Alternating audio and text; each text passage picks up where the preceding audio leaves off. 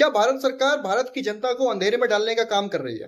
भारत के पेट्रोलियम मंत्री हरदीप सिंह पुरी का एक स्टेटमेंट आया है। उस स्टेटमेंट में बताया गया है कि भारत के पास ऑयल का सप्लाई पूरी तरीके से जारी है, जिससे भारत को स्ट्रेट ऑफ हॉर्मुज के रास्ते पर निर्भर होने की कोई जरूरत नहीं है। स्ट्रेट ऑफ हॉर्मुज वो रास्ता है जहां से पूरे ग्लोबल ऑयल का 20% ऑयल आपका यहीं से सप्लाई होता है। एलएनजी गैस का 20% और दुनिया भर में सबसे ज्यादा यूज होने वाला फर्टिलाइजर यूरिया का 1/3 हिस्सा यहीं से सप्लाई होता है। और ये रास्ता ईरान के साउदर्न बॉर्डर से होकर गुजरता है। हालांकि आपने देखा होगा कि अभी ईरान, इजराइल और अमेरिका में, मिडिल ईस्ट कंट्रियों में वॉर का माहौल चल रहा है, जिसकी वजह से ईरान ने स्ट्रेट ऑफ हॉर्मुज का रास्ता जो है बंद कर दिया है, जिसकी वजह से पूरे ग्लोबली ऑयल के सप्लाई में दिक्कतें आ रही है। भारत सरकार के मुताबिक ये बताया जा रहा है कि इंडिया अपना ऑयल का जो सप्लाई है रसिया से ले लेगा, जिसकी वजह से इंडिया को स्ट्रेट ऑफ हॉर्मुज के रास्ते पर निर्भर होने की कोई जरूरत नहीं है।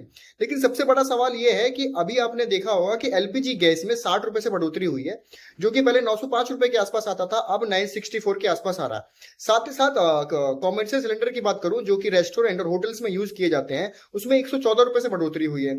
एडिबल ऑयल की बात करूं तो एडिबल ऑयल में भी 100-200 रुपए से बढ़ोतरी हुई है। तो अगर भारत सरकार कह रही है कि ऑयल और गैस में पूरी तरीके से सप्लाई जारी है, तो फिर ये प्राइस बढ़ क्यों रहे हैं? क्या ये अंधेरे में डालने का काम किया जा रहा है भारत की जनता को?